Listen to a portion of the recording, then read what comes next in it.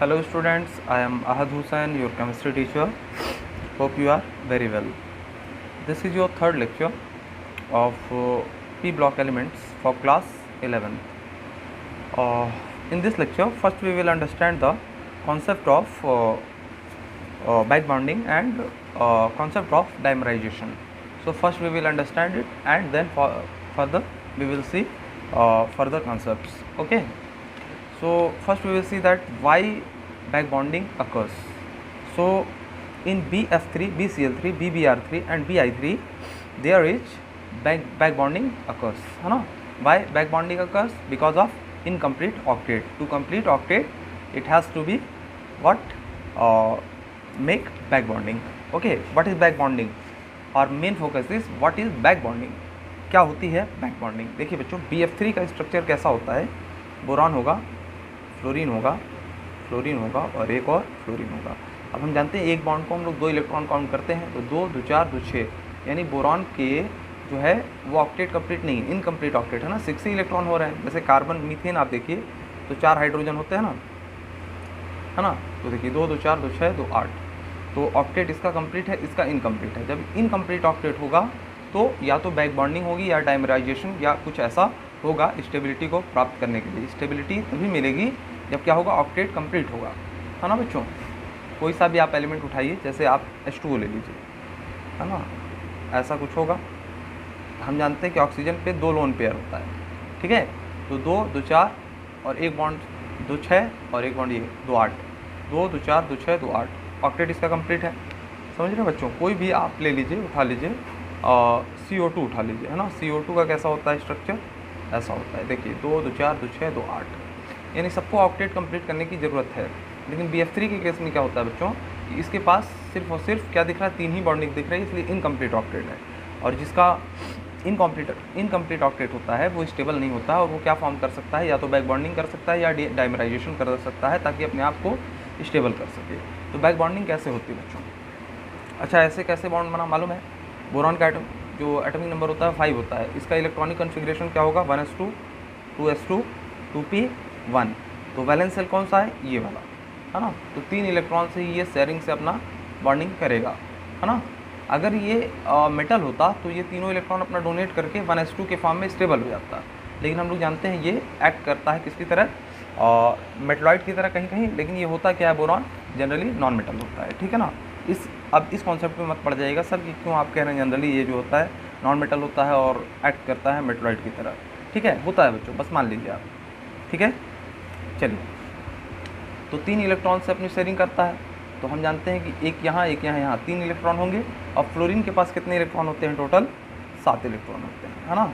यानी एक से तो इसने बॉन्डिंग कर ली फ्लोरीन ने, बाकी 3 लोन पेयर बच गए। तो यही केस सारे फ्लोरीन के साथ रहेगा, है ना। फ्लोरीन के आउटर मोस्ट सेल में कितने इलेक्ट्रॉन होते हैं? 7, एक से बॉन्डिंग कर ली और बाकी का 3 लोन पेयर बच गया। ये 2 इलेक्ट्रॉन का मतलब 1 लोन पेयर, ठीक है बच्चों। अब देखिए क्या होगा कि आप बोरॉन का जब क्या लिखे हैं इलेक्ट्रॉनिक कन्फिग्रेशन, तो 1s2, 2s2, 2p1, यानी कि इसका क्या चल रहा है? 2p सेल इसका चल रहा है, यानी 2p सेकेंड वाला क्या कहते हैं इसको? प्रिंसिपल क्वांटम नंबर, है ना। इसका टर्म क्या होता है? प्रिंसिपल क्वांटम नंबर, है ना। 2 वाला प्रिंसिपल क्वांटम नंबर है और S और P में उसके इलेक्ट्रॉन है, तो इतना कन्फ्यूजन नहीं है पालना है हमको। बस हमारे कहने का मतलब ये है बच्चों, देखो जब फ्लोरीन का हम इलेक्ट्रॉनिक कन्फिग्रेशन लिखते हैं 1s2, 2s2, 2p5, 2, 2, 4, 5, 9 होता है इसका क्या? Atomic number. तो इसका कुछ इस तरीके से फ्लोरीन का होता है इलेक्ट्रॉनिक कन्फिग्रेशन है ना। तो अब क्या होगा बच्चों, इसका जो वैकेंट ऑर्बिटल है किसका? बोरॉन का। बोरॉन के पास 2p में 1 इलेक्ट्रॉन है, और p ऑर्बिटल कैसा होता है बच्चों? ऐसा कुछ होगा, है ना, डम्बल्ड से, मतलब s ऐसा होता है, p कैसा होता है? डम्बल्ड शेप, d कैसा होता है? Double dumbbelled shape. जब हम ये पढ़ाएंगे आप लोगों को, वो क्या बोलते हैं केमिकल बॉन्डिंग जो है, उसके बाद जो है आपके समझ में आ जाएगा कि ये शेप वगैरह क्या है ना। तो इस तरीके का शेप होता है। अब ये जो है सेकंड वाले सेल का जो ऑर्बिटल होगा वो बोरॉन का भी होगा, और सेकंड वाले ही सेल का ऑर्बिटल किसका होगा? फ्लोरीन का होगा। देखिए 2p इसका भी है और 2p इसका भी है, यानी कि 2p और 2p के इलेक्ट्रॉन इसके पास भी हैं, और 2p क्या है? ऑर्बिटल इसका खाली है, है ना, इसी में तो लोन पेयर ये लेगा, है ना। यानी बैक बॉन्डिंग में क्या होगा, इसके पास कुछ इस तरीके का ऑर्बिटल फ्री होगा ये, है ना। पी में कितने होते हैं ऑर्बिटल, देखिए एस में कितना होता है 1, है ना। पी में कितने होते हैं 3, और डी में कितने होते हैं 5, और एफ में कितने होते हैं 7। तो उतना नहीं जाइए, है ना। तो एस का शेप कुछ इस तरीके का होता है, पी का शेप ये देखिए एक ऐसा होगा, है ना, और एक ऐसा होगा, और एक ऐसा होगा। बात समझ में आ रहा है? अगर ये नहीं समझ में आया तो ऐसे समझिए। इसको आप मान लीजिए एक्स एक्सिस, इसको मान लीजिए वाई एक्सिस, और इसको मान लीजिए जेड एक्सिस। बात समझ में आ रहा? तो एक इसका ऑर्बिटल कैसा होगा, एक्स एक्सिस के अलॉन्ग होगा, एक क्या होगा वाई एक्सिस के अलॉन्ग होगा, और एक क्या होगा जेड एक्सिस के अलॉन्ग एक ऑर्बिटल होगा। ठीक है बच्चों, यानी कि एक ऐसे है, एक ऐसे है, और एक सीधा परपेंडिकुलर है। अब ऐसे प्लेन पे तो दिखा पाना पॉसिबल नहीं है, लेकिन आप लोग समझ सकते हैं कि ये ऑर्बिटल कैसा है, ऐसा है। तो जो पी एक्स, पी वाई और पी जेड 3 ऑर्बिटल है ना, पी में देखिए 3 ऑर्बिटल दिख रहा, उसको इस तरीके से शो किया जाता है ना। अब इसी में क्या होगा, इसका एक क्या होगा वैकेंट ऑर्बिटल इसके पास है, बोरॉन के पास वैकेंट ऑर्बिटल है, यानी कि उसको हम इस तरीके से कुछ दिखा सकते हैं। अब फ्लोरीन भी क्या है, उसके पास क्या है लोन पेयर है, इसके पास वैकेंट नहीं है, इसका ऑर्बिटल क्या है लोन पेयर है।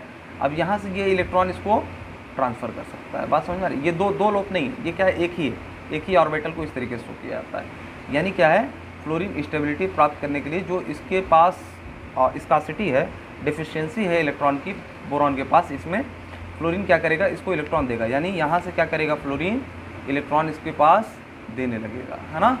बात समझ में आ रही है?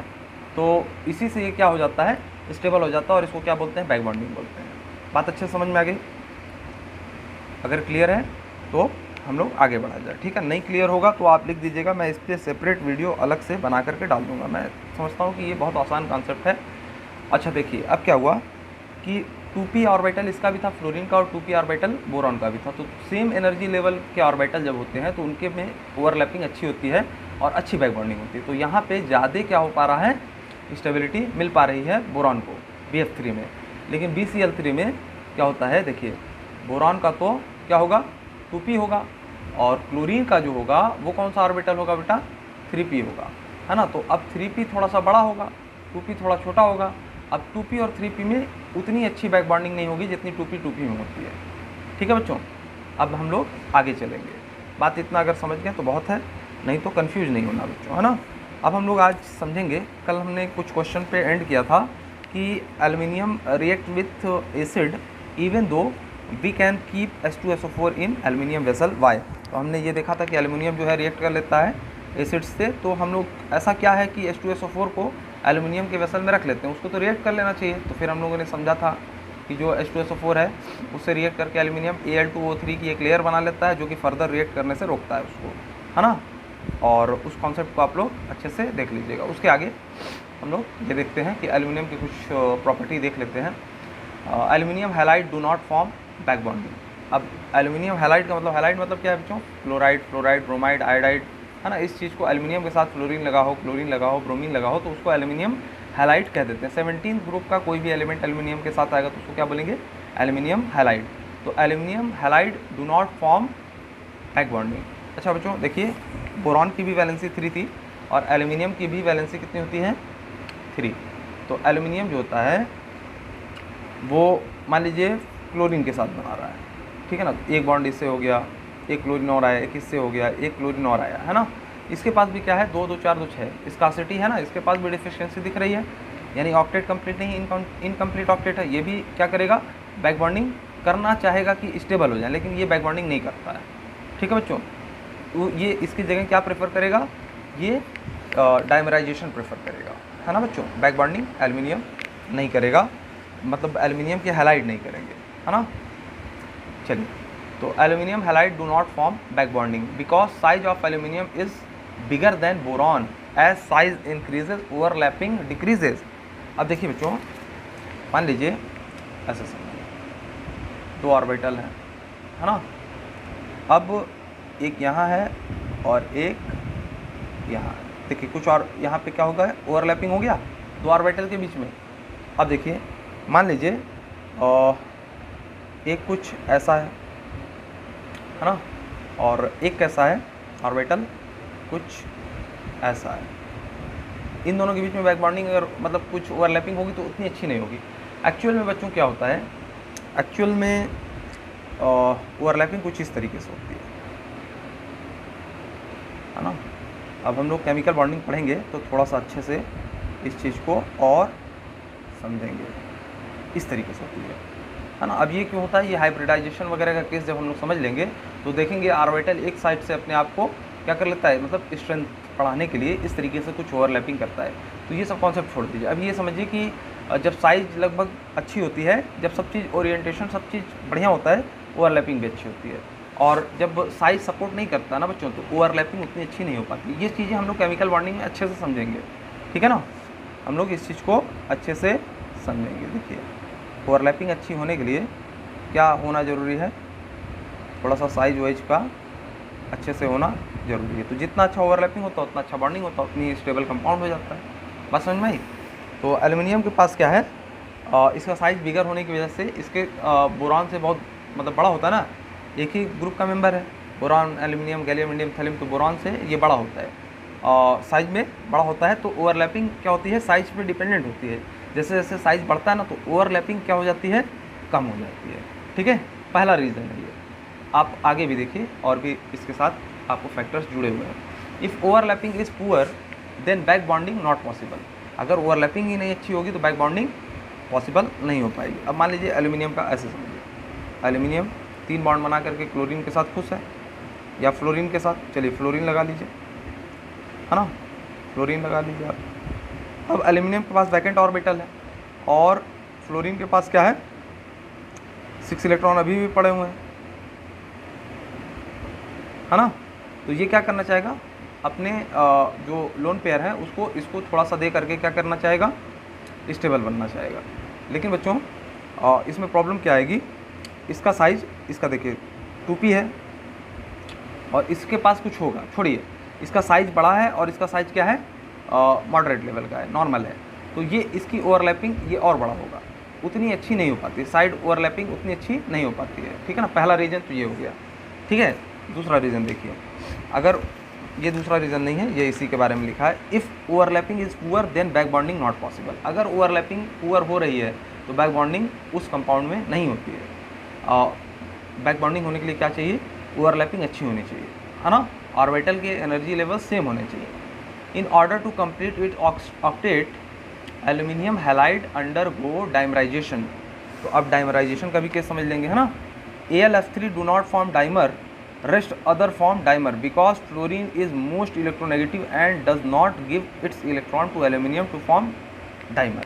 अब हम लोग थोड़ा सा डाइमर देख लेते हैं, फिर हम समझेंगे कि फ्लोरीन डाइमर क्यों नहीं बनाता एल्यूमिनियम के साथ। बाकी सारे के सारे क्लोरीन, ब्रोमीन, आयोडीन, ये सारे के सारे क्या कर लेते हैं, इसके सपोर्ट करते हैं डाइमराइजेशन होने के लिए। चलिए थोड़ा सा हम लोग अच्छा ये भी समझ लीजिए, BF3 में क्या होता है, गुड ओवरलैपिंग होता है। BCl3 में मॉडरेट लेवल का क्या होता है, ओवरलैपिंग होता है। BBr3 में पुअर ओवरलैपिंग होता है और BI3 में सबसे पुअरेस्ट ओवरलैपिंग होता है। इसका मतलब क्या है बच्चों, BF3 में सबसे ज़्यादा बैक बॉन्डिंग होगी, मतलब ये सबसे स्टेबल होगा, है ना। और ये सब क्या होंगे, उनसे कम स्टेबल होंगे, ठीक है ना। इससे एसिड और बेस का जो कॉन्सेप्ट मैंने समझाया था पिछले लेक्चर में, वो आप लोग समझ गए होंगे, है ना। तो इसकी अगर सब मतलब इलेक्ट्रॉन की रिक्वायरमेंट पूरी हो जा रही है बैक बॉन्डिंग से, तो ये क्या होगा, अब उतना अच्छा एसिड नहीं रह गया ना। जिसको बहुत ज़्यादा इलेक्ट्रॉन की ज़रूरत है वो ज़्यादा अच्छा एसिड है ना बच्चों।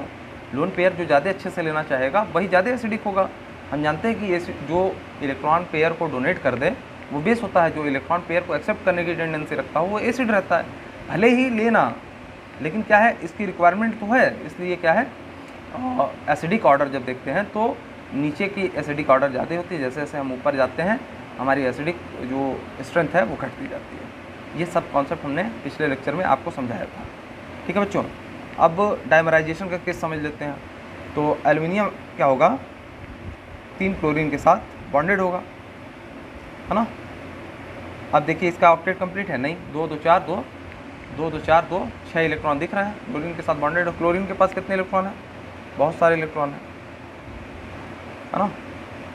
पहले सेल में कितने इलेक्ट्रॉन होते हैं? 7 इलेक्ट्रॉन होते हैं। तो एक से तो बॉन्डिंग कर ली, बाकी 6 बच गए सबके पास। अब ये चाहता है कि बैक बॉन्डिंग कर लें, लेकिन एल्यूमिनियम जो है इसका साइज ऐसा होता है कि ये सपोर्ट नहीं करता है। बस ऐसा समझिए, बैक बॉन्डिंग अच्छे से हो नहीं पाती, इसको स्टेबिलिटी मिल नहीं पाती है क्लोरीन के इलेक्ट्रॉन या फ्लोरीन के इलेक्ट्रॉन से। तो ये क्या करना चाहता है? डाइमराइज हो जाना चाहता है बच्चों। तो डाइमराइजेशन कैसे होगा, है ना। ये क्या कह रहे थे कि AlCl3 में इलेक्ट्रॉन क्या है? डेफिशिएंट है। 2 2 4 2 6 इलेक्ट्रॉन दिख रहे हैं, ऑक्टेट होना चाहिए। Aluminium has vacant D orbital, इसके पास वैकेंट डी ऑर्बिटल होता है। ठीक है, ये सब चीज़ें हम लोग समझते हैं। चलिए, तो एल्यूमिनियम बना लिए। अब इसके बाद हम लोग इस तरीके से ना बना करके कुछ अरेंजमेंट अलग कर देंगे थोड़ा सा। ये क्लोरीन हो गया, ये दूसरा क्लोरीन हो गया, है ना। अब यहाँ एक और एल्यूमिनियम बनाइए, ठीक है। इसको कुछ इस साइड लगाइए, ठीक है। और यहाँ एक क्लोरीन हो जाएगा, यहाँ एक क्लोरीन हो जाएगा, यानी एक एल्यूमिनियम के साथ 3 क्लोरीन। ठीक है बच्चों। अब इसके पास कुछ लोन पेयर होगा, इसके पास भी कुछ लोन पेयर होगा, है ना। इन सबों के पास भी होगा, लेकिन उसको हमें दिखाना नहीं है, ठीक है। इन सबों के पास भी होगा, लेकिन हमको इसका कंसर्न नहीं है, सिर्फ और सिर्फ जो इस साइड लिए हैं उसका कंसर्न है। तो इसके पास डी ऑर्बिटल होगा बच्चों, तो इस डी ऑर्बिटल को ये क्या करेगा? कोऑर्डिनेट बॉन्ड से जुड़ जाएगा इससे, है ना। ये भी क्या करेगा? इसके डी ऑर्बिटल से कोऑर्डिनेट बॉन्ड से जुड़ जाएगा। बात समझ में आ रही है बच्चों। अब देखिए, यहाँ पे 2 यूनिट AlCl3 मिलकर के क्या बना लिया? एक सिंगल यूनिट बना लिया। ये रफ में समझा दिया है हमने। अब इसको यहाँ देख लीजिए, ये देखिए एक एल्यूमिनियम, 3 क्लोरीन थे इसके साथ, है ना। ये क्लोरीन अभी लगा नहीं है, ये एल्यूमिनियम है, 1 2 3 क्लोरीन इसका और 1 2 3 क्लोरीन इसका। अब इसके पास लोन पेयर होगा, वो इसको डोनेट कर देगा, इसके पास लोन पेयर होगा, वो इसको डोनेट कर देगा। अब क्या हो गया? बॉन्डेड हो गया ना, बॉन्डेड हो गया दोनों। अब ये 2 यूनिट मिलकर के एक यूनिट बना ली। अब ये क्या हो गया? इसी को क्या बोलते हैं? डाइमराइजेशन बोलते हैं। 2 यूनिट का मिलकर के सिंगल यूनिट बन जाना ही क्या कहलाता है? डाइमराइजेशन। ठीक है। अच्छा, इस केस में कुछ और भी एक्स्ट्रा नॉलेज ले लीजिए कि मान लीजिए हमने जो कोऑर्डिनेट बॉन्ड बना है उसको Y बोल दिया, और जो हमारा कोवेलेंट बॉन्ड है उसको X बोल दिया। तो जो कोऑर्डिनेट बॉन्ड होगा ना बच्चों, वो हमेशा बड़ा होगा लेंथ में जो कोवेलेंट बॉन्ड होगा इस केस में। क्यों? क्योंकि यहाँ पे बच्चों रिपल्सन ज़्यादा लग जाता है। ये सारे एक प्लेन में होते हैं, और ये प्लेन से बाहर और ये क्लोरीन प्लेन के अंदर साइड। तो यहाँ पे रिपल्सन बढ़ने की वजह से आपस में क्या हो जाता है? इसका साइज लेंथ बढ़ जाता है, ठीक है ना। जैसे मान लो 2 चीज़ों के बीच में रिपल्सन ज़्यादा होगा, दूर दूर चले जाएंगे ना, तो लेंथ भी बढ़ जाएगी। उसी तरीके से ये क्लोरीन सबसे रिपेल होकर के दूर चले जाते हैं, इसलिए इसकी बॉन्ड लेंथ इसकी बॉन्ड लेंथ से ज़्यादा होता है, ठीक है ना। विदाउट डाइमराइजेशन AlCl3 का जो हाइब्रिडाइजेशन होता है sp2 होता है, लेकिन आफ्टर डाइमराइजेशन क्या हो जाता है? sp3 हो जाता है। अब हम लोग हाइब्रिडाइजेशन जब समझ लेंगे तो ये चीज़ अच्छे से समझ में आ जाएगा, है ना। हाइब्रिडाइजेशन sp2 sp3 ये सब क्या होता है? बॉन्ड पे डिपेंड करता है। देखो, एल्यूमिनियम जब AlCl3 के फॉर्म में था तो 1 2 3 एक S था और 2 P थे, है ना। sp2 हाइब्रिडाइज था। लेकिन एल्यूमिनियम जब डाइमराइज हो गया तो देखो 1 2 3 4 एक S और 3 जो है P, sp3 हाइब्रिडाइज है। ये भी एल्यूमिनियम, ये भी एल्यूमिनियम। अब इसको हम लोग केमिकल बॉन्डिंग में ही पढ़ते हैं, हाइब्रिडाइजेशन का केस, ठीक है बच्चों। तो आप लोगों को ये समझ में आ गया होगा कि जो है बोरान क्या करता है? स्टेबल होने के लिए बैक बॉन्डिंग करता है, और एल्यूमिनियम क्या करता है? डाइमराइजेशन प्रेफर करता है, ठीक है ना। और भी बहुत सारे फैक्टर हैं, अभी मैंने साइज़ ही बोल दिया, तो कई बच्चे ये ना पूछने लगे सर साइज़ से कैसे हो, ये ज़्यादा नहीं सोचना, आपको बस इतना समझना है, इतने पे फोकस करना है कि बोरान क्या करना चाहता है स्टेबिलिटी के लिए? बैक बॉन्डिंग करना चाहता है, और एल्यूमिनियम क्या करना चाहता है? डाइमराइजेशन करना चाहता है। लेकिन डाइमराइजेशन में जो एल्यूमिनियम है वो फ्लोरीन के साथ डाइमराइजेशन नहीं करना चाहेगा। अच्छा, ऐसा क्यों है कि नहीं करना चाहेगा बच्चों? तो फ्लोरीन जो होता है मोस्ट इलेक्ट्रोनेगेटिव एलिमेंट होता है, ठीक है ना। मोस्ट इलेक्ट्रोनेगेटिव एलिमेंट के होने की वजह से मान लीजिए AlF3 है ना, यहाँ भी F है, यहाँ भी F है, ऐसा ही एक और एल्यूमिनियम होगा, यहाँ F होगा, और इधर भी 2 साइड फ्लोरीन होंगे, है ना। अब ये इसको देना चाहेगा इलेक्ट्रॉन, ये इसको देना चाहेगा, क्योंकि लोन इसके पास 3 लोन पेयर है ना फ्लोरीन के पास। तो ये इलेक्ट्रॉन फ्लोरीन जो होता है वो इसको दे नहीं पाता, क्योंकि फ्लोरीन जो होता है मोस्ट इलेक्ट्रॉन नेगेटिव एलिमेंट होता है, वो अपना इलेक्ट्रॉन इजीली किसी को देना नहीं चाहता है। इसीलिए फ्लोरीन के केस में AlF3 का जो है डाइमराइजेशन नहीं हो पाता है। बात समझ में आ गई? क्लोरीन में हो जाएगा, ब्रोमीन में हो जाएगा, आयोडीन में भी हो जाएगा, लेकिन फ्लोरीन के केस में डाइमराइजेशन पॉसिबल नहीं है। बात समझ में आया? चलिए हाइब्रिडाइजेशन वगैरह आप लोग परेशान नहीं होइएगा, मैं समझाऊंगा इसको केमिकल बॉन्डिंग। तो डाइमराइजेशन के बाद AlCl3 क्या बन जाता है, Al2Cl6 बन जाता है। ठीक है ना बच्चों। अब देखिए कुछ हम क्वेश्चंस बोल रहे हैं, मतलब कुछ लाइन पढ़ रहे हैं, इसको आप लोग को सोचना है सही है या गलत है। अब मैंने टिक मार दिया तो इसका मतलब सभी सही है। कुछ बच्चे तो ये दिमाग लगा लेंगे, लेकिन आपने सोचिए ये चीज़। 4 chlorine and 2 aluminium are in 1 plane, है ना। देखिए इसकी बात चल रही है, डाइमराइजेशन होने के बाद क्या क्या स्टेटमेंट इसमें से सही है। तो हम जान रहे हैं 4 क्लोरीन और 2 एल्यूमिनियम आर इन 1 प्लेन, एक सिंगल प्लेन में होते हैं ना। ये क्लोरीन, ये क्लोरीन, ये क्लोरीन, ये क्लोरीन, और ये एल्यूमिनियम एक ही प्लेन में है। एक पेपर अगर लगाया जाए तो इसमें ये सब आ जाएंगे, फिट हो जाएंगे, है ना। और ये क्लोरीन प्लेन से बाहर होता है, ये क्लोरीन प्लेन के अंदर होता है। इतना आप लोग केमिकल बॉन्डिंग में जब हम लोग समझेंगे तभी ये सब चीज़ें ज़्यादा क्लियर होंगी, है ना। अभी के लिए बस ये जान लीजिए कि जो है 2 एल्यूमिनियम और 4 क्लोरीन क्या होते हैं, एक प्लेन के होते हैं, और ये 2 क्लोरीन क्या होता है, एक प्लेन से बाहर एक प्लेन के अंदर होता है। ठीक है ना। तो ये सही है पहले लाइन। सेकंड देखिए, 2 bridging chlorine are out of the plane, तो सही है। ये तो मैंने पहले ही बता दिया कि ब्रिजिंग मतलब क्या है, जो जोड़ता है किसी को, है ना। ये जोड़ रहा ना 2 कंपाउंड को, तो ये ब्रिजिंग एलिमेंट कहलाते हैं। तो दोनों ब्रिजिंग जो मतलब क्लोरीन है वो क्या है, are out of the plane. ठीक है, तो एक बाहर है एक अंदर है, तो आउट ऑफ द प्लेन तो हुआ। Hybridisation of Al is sp3, हाँ इस केस में sp3 है, लेकिन AlCl3 के केस में नहीं था। डाइमराइजेशन होने के बाद sp3 हो गया, एक S, दूसरा P, तीसरा P, चौथा P, तो sp3। पहला वाला हमेशा S होता है, फिर उसके बाद जितना आता है उसको P में रखते चले जाते हैं। मान लीजिए कोई 2 बॉन्ड बनाता है, सिग्मा बॉन्ड को सिर्फ काउंट करते हैं, पाई बॉन्ड को काउंट नहीं करते हैं। जैसे मान लीजिए मीथेन है ना बच्चों, तो इसमें एक S और 3 P होगा ना। और अगर हमने ईथेन ले लिया, अब इसमें पूछा कि बताइए हाइब्रिडाइजेशन कितना, तो हम क्या बोलेंगे, इस कार्बन का sp3 1 2 3 4 बॉन्ड बनाया ना, sp3 1 2 3 4, इसका भी sp3, ये बॉन्ड दोनों के है ना। लेकिन अगर मान लीजिए हमने इसी तरीके का कुछ डबल बॉन्डेड कंपाउंड ले लिया, यहाँ पे हाइड्रोजन, यहाँ हाइड्रोजन, यहाँ हाइड्रोजन और यहाँ हाइड्रोजन, 1 2 3 4, यहाँ भी 4 बॉन्ड बने बच्चों, लेकिन एक सिग्मा होता है और एक पाई होता है। तो सिग्मा वाले को तो हम काउंट करते हैं, पाई को नहीं करते हैं। तो एक S और 2 P, तो sp2 हाइब्रिडाइज्ड हो गया। अगर यहीं पे हम ट्रिपल बॉन्ड ले लें, है ना, एक हाइड्रोजन इधर एक हाइड्रोजन इधर, तो देखिए ये सिग्मा, बाकी दोनों पाई, एक सिग्मा और बाकी सारे क्या होते हैं, अगर 2 एलिमेंट के बीच में बॉन्डेड है तो बाकी सब पाई होते हैं। ठीक है ना। यहाँ देखिए एक कार्बन कितने सिग्मा बॉन्ड बना रहा है, एक सिग्मा 2 सिग्मा, यानी कि एक S होगा और दूसरा क्या होगा, P होगा। अच्छा इस वाले कार्बन को सोचिए, देखिए सिर्फ सिग्मा एक ही है ना, तो एक S और एक P, इसका भी हाइब्रिडाइजेशन कितना है, sp है। तो ये सब चीज़ें आप लोगों को समझ में आ जाएंगी बच्चों, अभी कंफ्यूज मत होइएगा, है ना। सिग्मा बॉन्ड को सिर्फ काउंट करते हैं, पाई बॉन्ड को काउंट नहीं करते हैं हाइब्रिडाइजेशन के अंदर, और लोन पेयर को भी काउंट करते हैं। ठीक है ना, लोन पेयर वगैरह ये सब केमिकल बॉन्डिंग का कॉन्सेप्ट है, आने वाला है बस। ठीक है, थोड़ा सा पेशेंस रखिए, सब हो जाएगा। अच्छा, hybridisation of Al aluminium is sp3, तो हाँ एक S और 3 P। अच्छा ये जो कोऑर्डिनेट बॉन्ड है उसको भी लेते हैं, ठीक है ना बच्चों, कोऑर्डिनेट बॉन्ड भी लेते हैं। बस क्या नहीं लेंगे हम लोग, पाई बॉन्ड जहाँ रहेगा, मतलब डबल बॉन्डिंग जहाँ रहेगी वहाँ पे सिर्फ एक ही लेंगे हम हाइब्रिडाइजेशन के अंदर। ठीक है बच्चों, तो एक S और 3 P, sp3 हाइब्रिडाइज्ड है। अच्छा this is called banana bond, हाँ बनाना बॉन्ड भी कहलाता है। अगर यहाँ पे इसको हम लोग ऐसे करके ऐसे ढक दें तो ये कुछ बनाने की तरह बन जाएगा। जैसे हमारे पास ये था ना, हमने डाइमराइजेशन के केस में ये देखा कि 2 एल्यूमिनियम है, 3 क्लोरीन जुड़ा, यहाँ पे क्या है कोऑर्डिनेट बॉन्ड, ये इसने इसको शेयरिंग की, इसने इसको की। अब यहाँ पे इसको देखिए कुछ ऐसे ज्वाइंट करिए तो कुछ बनाना की तरह बन रहा बच्चों, इसीलिए इसको बनाना बॉन्ड बोला था। कुछ खास नहीं है ना, इसको कुछ ऐसे कर दिया हमने, टेढ़ा दिख रहा ना, तो ये बनाना की तरह बन जाता है, इसलिए इसको बनाना बॉन्ड बोला जाता है। बस ये जानिए कि हाँ बोला जाता है इसको, है this is called banana bond. तो सारे के सारे पॉइंट्स क्या है हमारे करेक्ट हैं, और लगभग सारी जानकारी भी हो गई इसके बारे में, डाइमराइजेशन के बारे में। ऑल ऑप्शंस आर करेक्ट, सारे के सारे ऑप्शन करेक्ट, है ना। एक चीज़ और हमने ध्यान दिया था, ये चीज़ कभी कंपटीशन के लेवल में आपसे पूछ सकता है, बॉन्ड एंगल वगैरह भी पूछ सकता है, लेकिन इतना डीप मैं नहीं पढ़ाना चाह रहा हूँ। अभी 11th स्टैंडर्ड में मैं थोड़ा सा ही आपको अपर लेवल पे ले जाऊँगा, इतना ज़्यादा नहीं ले जाऊँगा कि आप लोग कन्फ्यूज हो जाए। अभी इसका बॉन्ड एंगल भी पूछ सकता है बच्चों, बॉन्ड एंगल बताइए, लेकिन ये सब कंपटीशन पूछेगा, है ना। यहाँ पे क्या बस पूछ सकता है, देखिए कि कौन सा जो है बॉन्ड लेंथ किसकी ज़्यादा होगी, ये जो कोऑर्डिनेट बॉन्ड बना है या जो कोवेलेंट बॉन्ड बना, तो हम लोग जानते हैं कि कोऑर्डिनेट बॉन्ड में यहाँ इस जगह पे रिपल्सन हो जाती है, ज़्यादा रिपल्सन होती है, तभी तो दूर दूर चले जाते हैं, एक प्लेन के बाहर एक प्लेन के अंदर चला जाता है।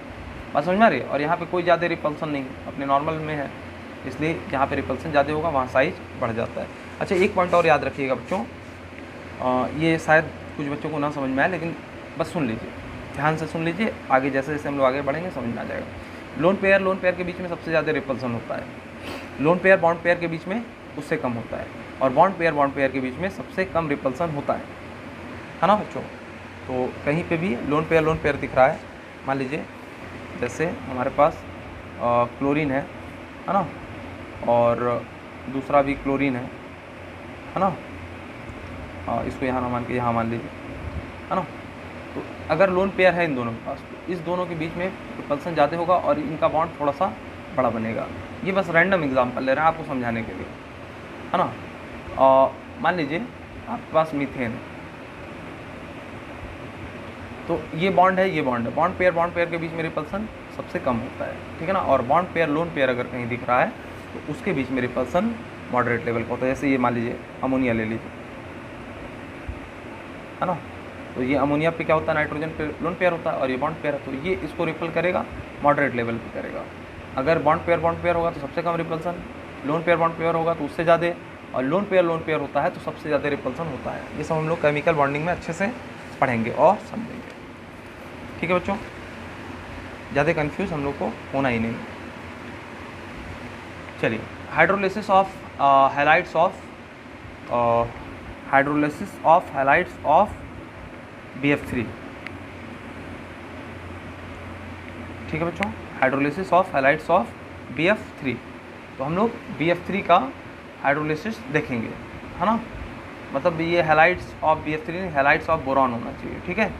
तो BF3 के केस में हम लोग को देखना है, ठीक है। चलिए, बोरॉन ले लिया और क्लोरीन ले लिया, ठीक है। और BF3 भी देख सकते हैं, BCl3 भी देख सकते हैं, BI3 भी देख सकते हैं, BBr3 भी देख सकते हैं, सारे। हैलाइड का मतलब क्या हो गया बच्चों, फ्लोरीन आ जाए, क्लोरीन आ जाए, ब्रोमीन आ जाए, आयोडीन आ जाए, तो चारों क्या होते हैं, हैलाइड्स बनाते हैं। किसी भी कंपाउंड के साथ ये मिलेंगे तो हैलाइड्स बनेंगे, है ना। और चलिए, इसको हैलोजन ग्रुप बोला जाता है ना। चलिए, बोरॉन है, क्लोरीन के साथ 3 बॉन्ड बनाता है, ठीक है। अब इसको हमने वाटर दे दिया, तो वाटर देने पे क्या होगा, वाटर के पास क्या होता है, ऑक्सीजन में लोन पेयर होता है, 2 लोन पेयर होता है, लेकिन एक ही लोन पेयर को डोनेट कर सकता है। और हम जानते हैं इसके पास वैकेंट ऑर्बिटल है, p ऑर्बिटल, तो इसने अपने लोन पेयर को इसके ऑर्बिटल को दे दिया, है ना। तो पहली बार में पहला दिया और एक क्लोरीन निकला, और यहाँ पे हाइड्रोजन भी साथ निकल जाएगा, मतलब HCl निकल जाएगा बाहर, है ना, और OH यहाँ जुड़ जाएगा। दूसरी बार हमने मतलब 3 यहाँ क्यों लिया है कि 3 बार हमने इसको वाटर दिया है, एक इस साइड से दिया, फिर एक और दिया, यहाँ से ये हटा, फिर एक और दिया और ये भी हट गया। बात समझ में आ रही है। तो 3 वाटर लेगा और 3 OH ग्रुप जुड़ेगा, और 3 इसका एक H और इसका एक Cl निकल जाएगा, मतलब 3 HCl निकलेंगे। बात समझ में आ रही है बच्चों। तो ये देखिए बोरॉन सर, अब यहाँ पे 2 हाइड्रोजन था सर, तो एक हाइड्रोजन कहाँ गया, अरे बच्चों यहाँ पे OH है ना, एक ऑक्सीजन और एक हाइड्रोजन, तो इसके साथ लग गया, एक हाइड्रोजन और एक क्लोरीन निकल गया, बस इतना समझिए, ठीक है। तो 3 बार जब हमने ऐसा किया तो क्या मिला, BOH OH OH, यानी कि इसको हम लोग BOH का होल थ्राइस लिख सकते हैं, या H3BO3 भी लिख सकते हैं इसको, ठीक है ना। देखिए 3 H है और एक B है और 3 क्या है, ऑक्सीजन है। बात समझ में आ रही है। तो हाइड्रोलिसिस में क्या हुआ, जब हमने BCl3 का हाइड्रोलाइज किया तो क्या हो गया, BOH का होल थ्राइस मिला, या H3BO3 हमको मिला। बात समझ में आ रही है बच्चों, प्लस 3 HCl मिले, ठीक है। BBr3 को जो है हम कराएंगे वाटर से, तो सेम वही चीज़ होगा, बस यहाँ पे HBr निकलेगा बाहर, है ना। देखिए B के साथ OH यही चीज़ आ रहा है, बस क्या निकल रहा है, HBr बाहर निकल जा रहा है, यानी 3 मोल, 1 मोल हमने BBr3 लिया था, उसमें 3 मोल वाटर दिया, 1 मोल हमको BOH का होल थ्राइस बना, और 3 मोल हमारा HBr बना। इस रिएक्शन को ऐसे पढ़ते हैं, ठीक है। अब मोल आपने अभी पढ़ा नहीं है, तो मोल को मैं अच्छे से आप लोगों को एक्सप्लेन करूँगा बच्चों, है ना। अब देखिए यहाँ पे BI3 है, इसका भी हाइड्रोलाइज करेंगे, जब इसको भी हाइड्रोलिसिस इसका भी करेंगे तो हमको क्या मिलेगा, यही चीज़ मिलेगा, BOH का होल थ्राइस या H3BO3, दोनों एक ही बात है। प्लस यहाँ पे क्या निकलेगा, HI निकलेगा। बात समझ में आ रहा है। यहाँ पे HBr निकल रहा था, यहाँ पे HCl निकल रहा था, यहाँ पे HI निकलेगा, यही इसका हाइड्रोलाइजेशन है ना, हाइड्रोलिसिस है। देखो हाइड्रोलिसिस होना, हाइड्रोजनेशन होना, ये दोनों अलग चीज़ है।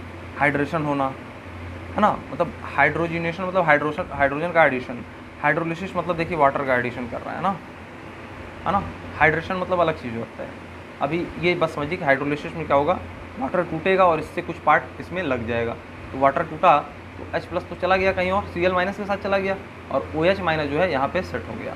इसी को हम लोग हाइड्रोलिसिस ऑफ वाटर कहते हैं। वाटर का टूटना, हाइड्रो मतलब पानी, हाइड्रा क्या होता है। अच्छा बच्चों, 2 वर्ड और बताते हैं आपको। एक वर्ड आता है एक्वा, है ना, एक्वाफोबिया, और एक होता है हाइड्रोफोबिया।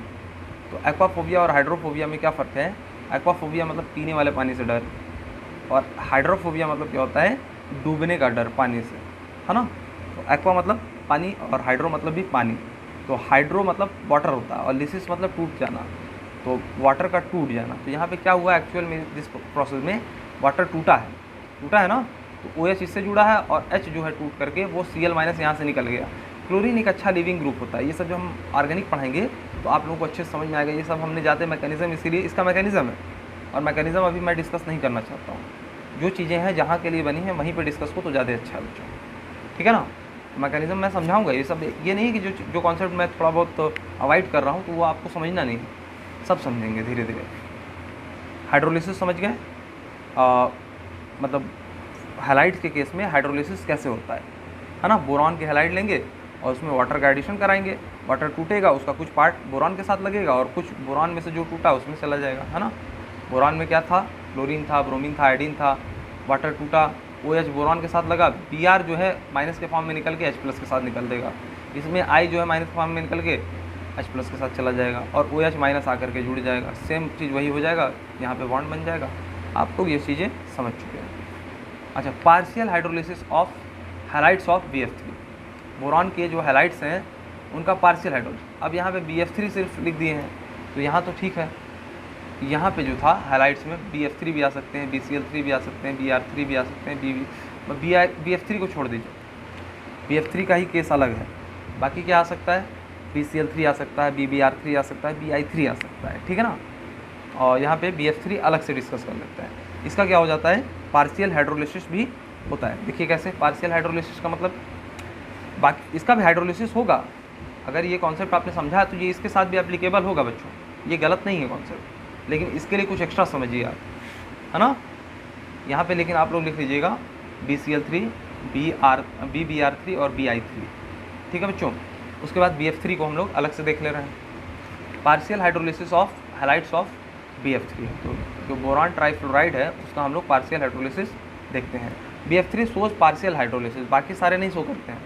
पार्शियल हाइड्रोलिसिस का मतलब कंप्लीट हाइड्रोलिसिस नहीं होगा, 80%, 90%, मतलब 100% हाइड्रोलाइज नहीं हो जाएगा। जैसे 100 कंपाउंड हमने BCl3 के लिए थे तो हमको 100 के 100 हाइड्रोलाइज हो जाएंगे, लेकिन हाइड्रोलिसिस 100 के 100 कंपाउंड का हो जाएगा। लेकिन BF3 अगर ले लेंगे तो 100 में से 100 का नहीं होगा, हो सकता है 80 का हाइड्रोलिसिस हो जाए, 90 का हो जाए, 70 का हो जाए, लेकिन 100 का नहीं होगा। उसी को हम लोग क्या बोलते हैं, पार्शियल हाइड्रोलिसिस। तो किसके केस में बस होगा, BF3 के केस में पार्शियल हाइड्रोलिसिस होता है ना। Partial hydrolysis mean out of 100 molecules only 80 are hydrolyse. Approximately लिख लीजिएगा, अप्रॉक्सीमेटली 80 आर हाइड्रोलाइज्ड, है ना। मतलब BF3 को हमने लिया, है ना। देखिए BF3 3 वाटर हमने इसको प्रोड्यूस कराया तो BOH का होल साइज बना प्लस 3HF बना, but HF reacts with H3BO3 होगा तो पूरा। लेकिन हुआ क्यों ऐसा कि पार्शियल हाइड्रोलिसिस हो गया, जो HF बना ना बच्चों वो क्या कर लेगा, H3BO3 से यानी कि BOH होल थ्राइस से रिएक्ट कर लेगा, ये दोनों रिएक्टिव होते हैं, और क्या बना लेगा, H+ और B4 माइनस, है ना। इस तरीके का कुछ हमारे पास आयन बना करके रिएक्ट करके रह जाएगा।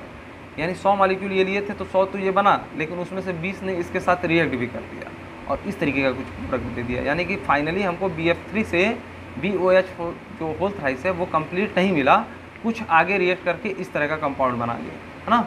Only HF react with H3BO3, सिर्फ और सिर्फ HF ही क्या होता है, इससे रिएक्ट करता है। बाकी इस केस में ना HI करेगा, ना HBr करेगा, ना HCl करेगा। कौन करेगा, बस BF3 करेगा इससे रिएक्ट, और क्या बनाएगा, BF4 का होल माइनस, है ना। बात समझ में आ रही है। H3BO3 से कौन रिएक्ट करता है, सिर्फ HF, ठीक है। कंप्लीट रिएक्शन भी है, चलिए शो कर ही देते हैं, लेकिन कन्फ्यूज मत होइएगा बच्चों भी। मैं करना तो नहीं चाह रहा था। देखिए BF3 क्या होता है, इसको हमने वाटर के मॉलिक्यूल दिए, यहाँ पे 3 वाटर के मॉलिक्यूल देंगे, है ना। 1 मोल BF3 के लिए 3 मोल वाटर का मॉलिक्यूल लगेगा और H3BO3 बन के आएगा हमारे सामने और 3 HF जो है रिलीज़ हो जाएंगे। और फिर यही H3BO3 जो मिला वो HF के साथ फर्दर रिएक्ट करके क्या बनाएगा, H+B4- और प्लस 3 H2O फिर देगा इसमें, है ना। यानी फाइनल रिएक्शन जब इसको जोड़ देंगे तो यहाँ पे हमारे पास इलेक्ट्रॉन कैंसिल हो जाना चाहिए, है ना। तो कुछ ऐसा करते हैं बच्चों कि यहाँ पे 4 से मल्टीप्लाई करेंगे, यहाँ पे 3 से मल्टीप्लाई करेंगे, है ना, क्योंकि यहाँ पे 4 HF है और यहाँ पे 3 HF है। तो HF क्या हो गया, 4 × 3 12, 4 × 3 12, HF गायब हो जाएगा, है ना।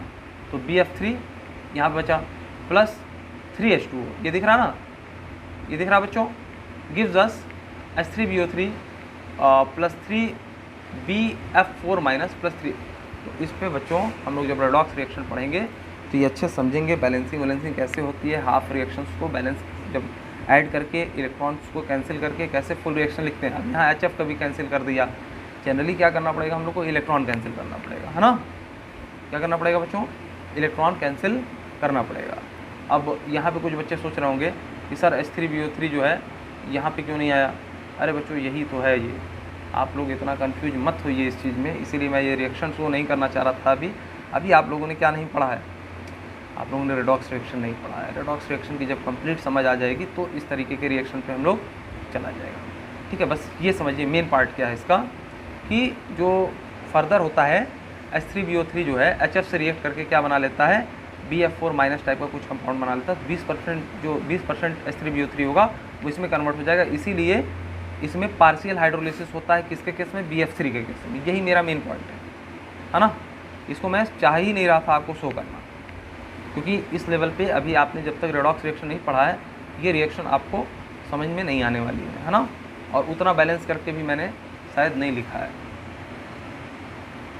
देख लीजिएगा आप लोग बैलेंसिंग वगैरह कि सारे एलिमेंट बैलेंस हैं कि नहीं, ठीक है। तो जितना इधर ले रहे हैं उतना ही अगर एलिमेंट इधर भी प्रेजेंट है, और जितना चार्ज इधर होगा उतना ही चार्ज इधर भी प्रेजेंट है, तो हमारा क्या है, एलिमेंट मतलब रिएक्शन इक्वेशंस बैलेंस है। और ये सारी केस हम लोग कहाँ डिस्कस करेंगे, ये तो बहुत कॉम्प्लिकेटेड केस हो गया। हम लोग रेडॉक्स में भी इनिशियली इतने कॉम्प्लिकेटेड केस नहीं पढ़ते हैं, सिंपली पढ़ते हैं, इलेक्ट्रॉन को कैंसिल करते हैं, एडिशन करते हैं, हमारा काम बन जाता है, ठीक है। आयन इलेक्ट्रॉन मेथड वगैरह जो है आएगा बैलेंसिंग में, तो आप लोगों को ये सारी चीज़ें समझ में आएगी। BF3 प्लस H2O क्या देता है, H3BO3 देता है, HF देता है, यही हमको समझाना था, ठीक है। उतनी लाइन में सिर्फ इतना पार्ट हमको समझाना था कि जो BF3 के केस में क्या होता है, पार्शियल हाइड्रोलाइसिस होता है, बाकी सबके केस में कंप्लीट हाइड्रोलिसिस होता है, ठीक है ना। तो इस पर भी मत जाइए, हमने जो ये समझाया आप ये सफिशिएंट है। ये सारी चीज़ें आप लोग एक बार फिर से देख लीजिए, रिवाइज कर लीजिएगा, जो नहीं समझ में आएगा लिख दीजिएगा, ठीक है बच्चों। कंप्लीट ये एक बार पॉज करके पढ़ लीजिएगा। अब आ जाइए हम लोग कंपाउंड्स ऑफ बोरॉन पे आ जाते हैं। बोरॉन के क्या क्या कंपाउंड मिलते हैं हमको, तो बोरेक्स होता है, बहुत इंपॉर्टेंट है, बोरिक एसिड है और बोरेन, ओके बच्चों। तो बोरॉन क्या होता है, there are 2 types of boron found in the nature, है ना। आज का मेन कॉन्सेप्ट हम लोग का यहीं से स्टार्ट होगा, है ना। अभी तक जो पढ़ लिए वो तो बहुत हो गया, लेकिन अब हम लोग का जो है यहाँ से काफ़ी इंपॉर्टेंट टॉपिक स्टार्ट हो रहा है, कंपाउंड्स ऑफ बोरॉन। इसमें बोरेक्स वगैरह, बोरिक एसिड और बोरेन, ये बहुत ही इंपॉर्टेंट है। इस कंपाउंड को हम लोग को पढ़ना बहुत ज़्यादा ज़रूरी है। वैसे भी टाइम काफ़ी निकल गया, क्योंकि टेक्निकल चीज़ें समझाने में ज़्यादा टाइम लग जाता है। पढ़ाया तो मैंने बहुत ज़्यादा नहीं है, लेकिन बस टेक्निकल चीज़ें समझाते समझाते आप लोगों को क्या समझाया है, बैक बॉन्डिंग, डाइमराइजेशन, इसी में टाइम निकल गया बच्चों, है ना। तो बहुत ज़्यादा पढ़ा नहीं पाया। मेरा मेन आज मकसद था कि यही पढ़ाना है मुझे, कंपाउंड्स ऑफ बोरॉन। तो जितना भी बचा है टाइम उसमें मैं कोशिश करता हूँ। बोरॉन के बारे में पहले देख लेते हैं। There are 2 types of boron found in nature. पहला कैसा है, अमॉर्फस बोरॉन, दूसरा कैसा है, क्रिस्टलाइन बोरॉन। अमॉर्फस बोरॉन क्या होता है बच्चों, जिसका रैंडम स्ट्रक्चर होता है ना, साफ मेल्टिंग पॉइंट नहीं होगा, साफ बॉइलिंग पॉइंट नहीं होगा, ये हम लोग 12th में सॉलिड स्टेट में पढ़ेंगे। क्रिस्टलाइन बोरॉन क्या होगा, जिसका एकदम क्या होगा, जिसके एटम्स रैंडमली अरेंज नहीं होंगे, मतलब बहुत ही वेल अरेंज्ड स्ट्रक्चर होता है इसका। इसमें वाइट्स जो होते हैं, चलिए ये सब छोड़िए, अभी ये सब बोलेंगे और कन्फ्यूज होंगे। आप बस ये समझिए कि क्रिस्टलाइन मतलब वेल स्ट्रक्चर्ड, अमॉर्फस मतलब रैंडम। बात समझ में आ रही है। तो 2 तरह के बोरॉन हमको मिलते हैं। तो boron is typically a non metal but widely it behaves like metalloid in the reactions में ये मेटलॉइड की तरह बिहेव करता है, लेकिन जनरली क्या होता है, ये नॉन मेटल होता है, ठीक है ना। ज़्यादातर ये मेटलॉइड की तरह बिहेव कर ले जाता है। Amorphous boron is obtained with boric oxide और boric anhydride is reduced with magnesium. चलिए, बोरिक ऑक्साइड क्या होगा बच्चों, B2O3। बोरॉन पे माइनस का 3 चार्ज होता है, मतलब यहाँ ऑक्सीजन ज़्यादा इलेक्ट्रोनेगेटिव है तो प्लस का 3 होगा, ठीक है। -3 या +3 होना चाहिए, तो इस केस में क्या होगा, +3 होगा। तो +3 की जगह 3 इधर चलाएगा, ऑक्सीजन पे -2 आता तो 2 इसके इंडेक्स में चलाएगा, तो B2O3 टाइप का कंपाउंड बन जाएगा। तो कैसे हम अमॉर्फस जो है बोरॉन को ऑब्टेन करेंगे, जो बोरिक ऑक्साइड है B2O3 को मैग्नीशियम से रिएक्ट करा देंगे तो हमको क्या मिलेगा, बोरॉन मिल जाएगा प्लस MgO मिल जाएगा। बस समझ में आ रहे, बैलेंसिंग वगैरह कर लीजिएगा आप लोग। तो इसी को हम लोग, इससे जो प्राप्त हुआ उसको हम लोग क्या बोलेंगे, अमॉर्फस बोरॉन। इस रिएक्शन से जो प्राप्त हुआ इस वाले बोरॉन को क्या बोलेंगे, अमॉर्फस बोरॉन। क्रिस्टलाइन बोरॉन किसको बोलेंगे, ये ऑब्टेन कैसे होता है, बोरॉन हैलाइड से। ये बोरॉन ऑक्साइड से, बोरिक ऑक्साइड से मिलता है अमॉर्फस, और जो बोरॉन हैलाइड है उससे हमको क्या मिलता है, क्रिस्टलाइन बोरॉन मिलता है। तो जब बोरॉन हैलाइड मतलब बोरॉन ब्रोमाइड को जब हम क्या दे देंगे, हाइड्रोजन दे देंगे, और टंगस्टन की वायर से, मतलब जो भी हमको करना है इस रिएक्शन में, हमको क्या मिलेगा, क्रिस्टलाइन बोरॉन मिल जाएगा प्लस HBr मिल जाएगा, ठीक है ना। बात समझ में आ रही है। अब आप लोग ये मत सोचिएगा सर टंगस्टन वायर क्यों लगाया, अभी आप लोगों ने इलेक्ट्रोकेमिस्ट्री भी नहीं पढ़ा है, 12th का ये सब टॉपिक है बच्चों, ठीक है। बस ये सोचिए जो क्रिस्टलाइन बोरॉन ऑब्टेन होता है उसमें क्या होता है कि बोरॉन का क्या होगा, हैलाइड होगा, कोई भी हैलाइड ले लीजिए। अगर मान लीजिए यहाँ पे Cl लिया होता तो यहाँ पे HCl निकल जाता, यहाँ पे I लिया होता, Bi3 लिया होता तो यहाँ पे HI निकल जाता है ना, तो हमने BBr3 ले लिया। तो BBr3 के केस में क्या होगा, जब हाइड्रोजन से इसको रिएक्ट करा देंगे और टंगस्टन वायर से इसको इलेक्ट्रिसिटी दे देंगे, चलिए बात समझ लीजिए, तो बोरॉन मिल जाएगा, HBr मिल जाएगा। ये क्या होता है बच्चों, क्रिस्टलाइन बोरॉन होता है, ठीक है ना। अमॉर्फस बोरॉन इस रिएक्शन से प्राप्त होगी, क्रिस्टलाइन बोरॉन इस रिएक्शन से प्राप्त होगी। बात समझ में आ रही है। हम लोग बोरॉन के बारे में तो पढ़ रहे हैं।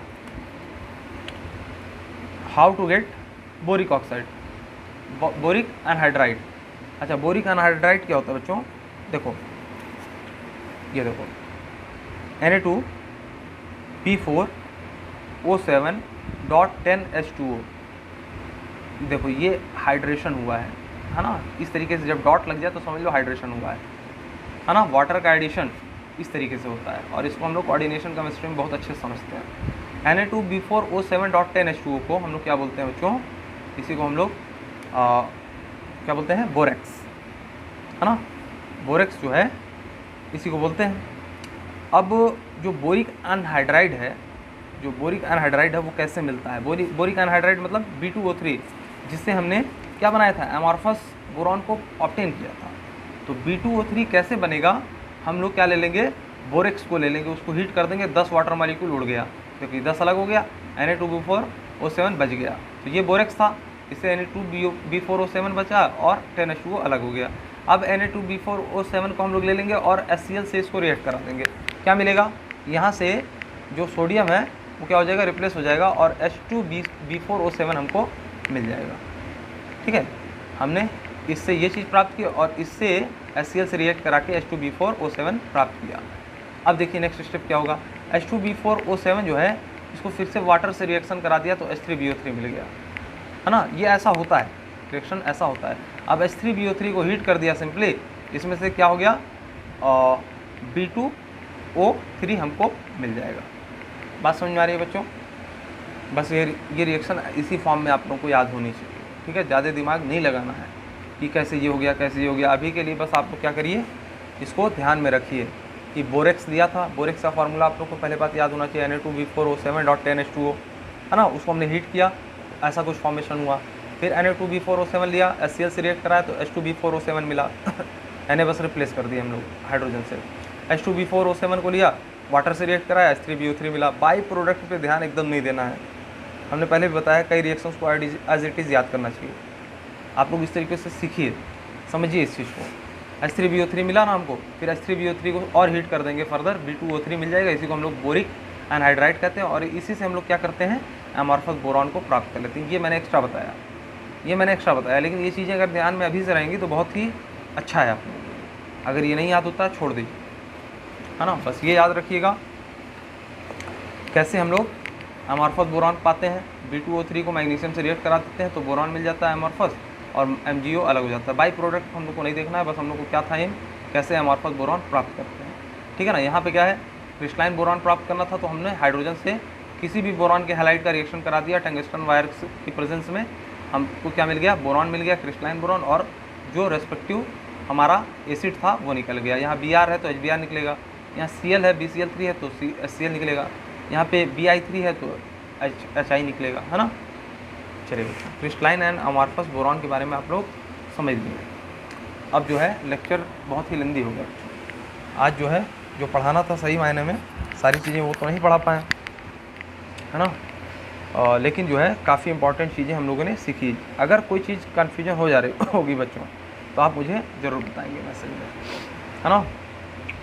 लगातार काफ़ी लेक्चर बनाना पड़ता है बच्चों, है ना। बोलते बोलते एकदम गला की हालत ये हो जाती है कि कुछ कभी कभी तो ऐसी होती है आवाज़ ही सही से नहीं निकलती है। तो आप लोग अगर कभी कभी वॉइस की प्रॉब्लम आए या कुछ भी ऐसी दिक्कत आए कि चीज़ें नहीं समझ में आई, सर आपने बहुत ही फ्लो में नहीं समझाया, तो आप लोग लिख दिया करिए मैसेज, मैं उसको समझा दूँगा अलग से, है ना बच्चों। अब 4 क्लास है, 9th 10th 11th 12th चारों क्लासेस के जो है लेक्चर बनाने पड़ते हैं बच्चों। अब उसमें क्या है कि इतना लगातार बोलना पड़ता है कि दिमाग ही काम करना स्टॉप कर देता है। अब थोड़ा सा भी रेस्ट मिल जाए 5 मिनट 10 मिनट तो ठीक है, मैं रेस्ट भी नहीं लेता हूँ। मैं जब बनाने लगता हूँ लेक्चर तो थोड़ा भी रेस्ट भी नहीं लेता हूँ, एक बार बैठता हूँ सोचता हूँ पूरा का पूरा लेक्चर आपका कंप्लीट कर लूँ, ठीक है ना बच्चों। तो होप आप लोग भी समझते होंगे मैं भी इंसान हूँ। अगर कहीं पे कोई दिक्कत आ रही है तो आप लोग थोड़ा सा सहयोग करेंगे और पूछेंगे हमसे कि सर ये चीज़ नहीं समझ में आया, यहाँ पे आप हमको फिर से बता दीजिए, इतना सहयोग करेंगे। सहयोग करने का मतलब ये नहीं है कि आप जाएंगे अलग से समझने, बुक खोल करके पढ़िए, कुछ नहीं, बस आप हमको टाइप कर दीजिए सर ये वाला पॉइंट हमको नहीं समझ में आया, मैं उसको और अच्छे तरीके से एक्सप्लेन कर दूँगा, है ना। और जो चीज़ें मैं शॉर्ट में बताया करूँ उसको शॉर्ट में ही आप तब तक के लिए जानिए, क्यों, क्योंकि उसका रिलेशन सीधे दूसरे चैप्टर से है। अगर मैं उस पर चला गया तो फिर मेरा टाइम तो सारा उसी में चला जाएगा, दूसरा चीज़ मैं समझा ही नहीं पाऊँगा, है ना। तो जैसे अब बैलेंसिंग वगैरह का कॉन्सेप्ट था आयन इलेक्ट्रॉन मेथड से हम लोग सीखेंगे रेडॉक्स रिएक्शन में, और एक मेथड और है ऑक्सीडेशन नंबर मेथड, वो तो काफ़ी अच्छा है, ज़्यादातर वही यूज होगा। तो ये दोनों मेथड हम लोग रेडॉक्स रिएक्शन में सीख लेंगे तो बैलेंसिंग वगैरह समझ में आ जाएगी। हाफ रिएक्शन को कैसे बैलेंस किया जाता है, 2 हाफ रिएक्शन लेंगे उसको हम लोग ऐड कर देंगे आयन इलेक्ट्रॉन मेथड से और हमारा बैलेंसिंग हो जाएगा बच्चों, ठीक है ना। तो पढ़ाई करते रहिए, और कहीं भी डाउट हो, कोई भी दिक्कत हो तो आप लोग टाइप कर दें सर, या वॉइस मैसेज कर दें कि सर नहीं समझ में आया ये वाला पॉइंट, मैं उसको पूरी की पूरी कोशिश करूँगा 100% समझाने की। पढ़ाई करते रहिए।